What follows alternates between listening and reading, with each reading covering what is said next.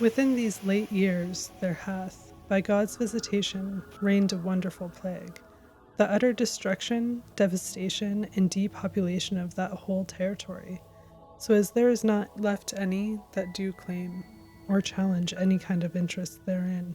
We, in our judgment, are persuaded and satisfied that the appointed time is come, in which Almighty God, in his great goodness and bounty towards us, and our people, hath thought fit and determined that those large and goodly territories, deserted as it were by their natural inhabitants, should be possessed and enjoyed by such of our subjects.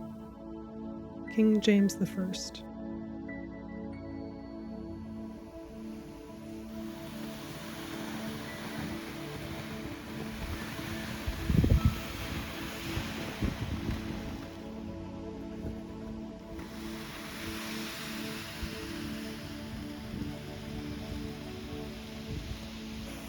The Pass System, 1885 to 1951.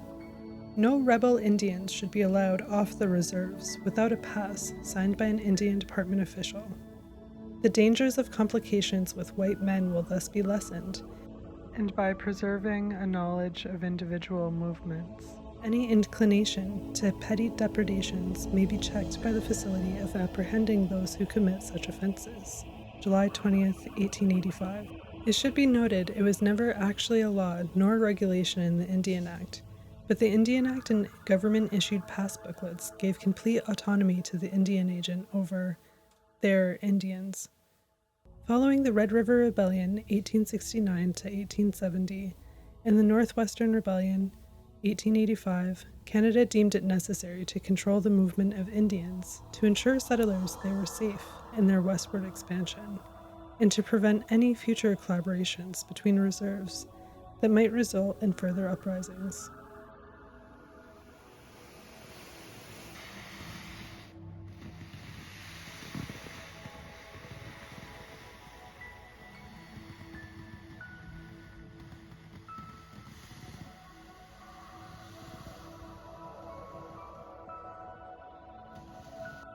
In 1885, the Department of Indian Affairs instituted a pass system. No outsider could come onto a reserve to do business with an Aboriginal resident without permission from the Indian agent.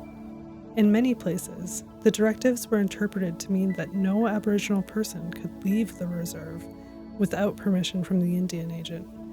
Reserves were beginning to resemble prisons.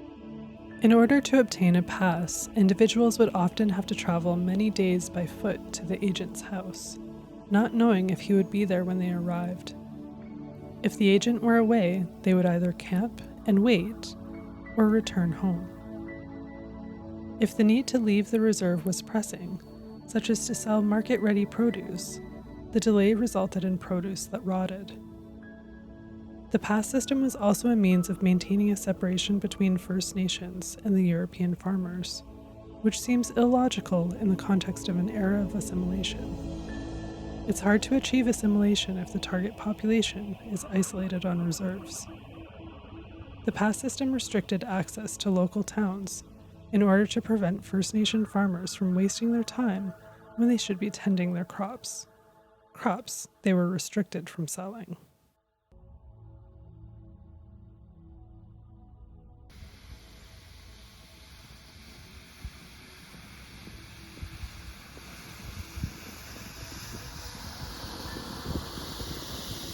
Eskimo Identification Tag System, a federal program that saw every Inuit issued a small disc, some made from leather, others made from cardboard, with a number etched into it.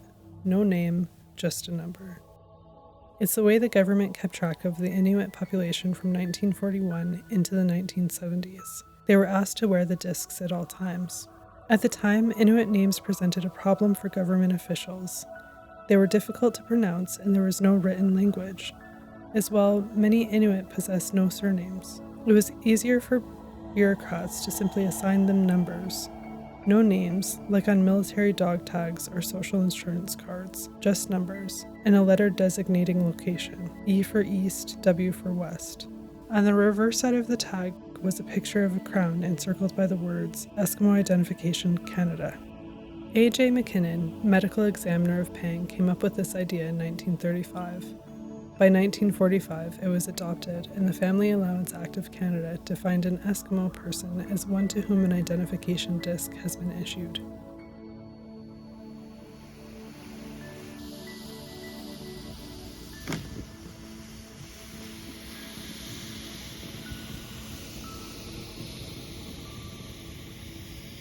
St. Anne's Indian Residential School was run by the Catholic Orders of the Oblates of Mary Immaculate and the Grey Sisters of the Cross from 1902 until 1976, and was funded by the federal government starting in 1906. St. Anne's was one of Canada's most notorious residential schools. The records at issue, which would have shown the extent of the abuse at St. Anne's, came from a lengthy investigation by provincial police in the early 1990s. The investigation identified numerous perpetrators, and in some cases, led to criminal prosecutions. Documents and survivor accounts show sexual and physical abuse was endemic at St. Anne's. Supervisors beat ill children and forced them to eat their own vomit in the dining room. Some whipped them. Others built an electric chair that some children were strapped into and shocked. Nevertheless, the government did not put forward any of that documentary evidence or the results of the criminal investigation into the confidential claims education. The narrative about St. Anne's during the process was a scant 12 pages. The government, under subsequent court order, produced a new narrative last year that is some 1,200 pages long, in which H15019's lawyer, Faye Browning, argues should be made public. The new account summarizes the stories of about 1,000 former students.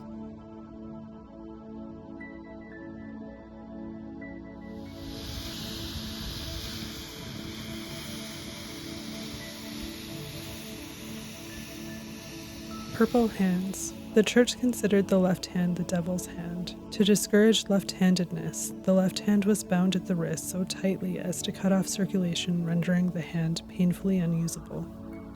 Sometimes, both hands were tied as punishment. The purple coloration is evidence of tissue damage. No blood flow is essentially killing the hand.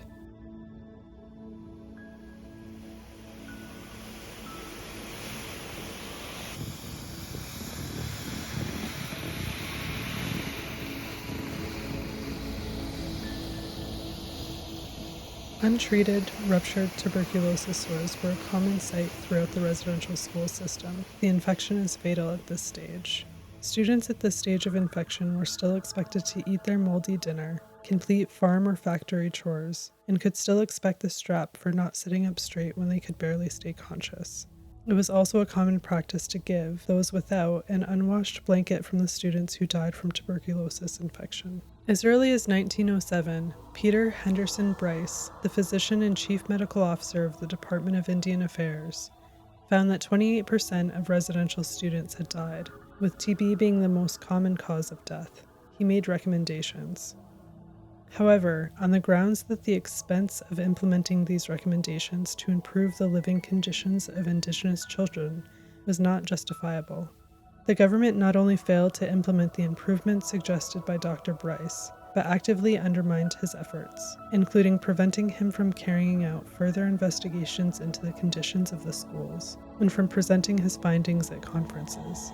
It was therefore not only through inaction, but by design, indifference, and negligence, that the suffering of the children who lived and died in Canada's residential schools occurred.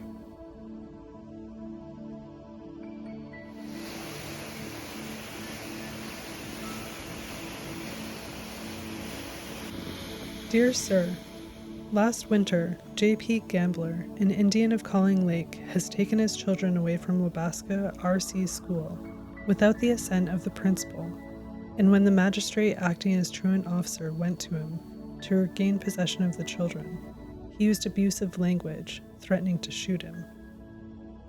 As the above-mentioned J.P. Gambler is in receipt of a monthly ration, I have to order that same be cut off entirely, until such time as I am able to reverse my decision. This cannot be expected until the children are back in school at Wabasca and Gambler's amends presented to the principal and magistrate there. Your account dated 7th of July is being passed as submitted. Yours faithfully, W.P. Leroux.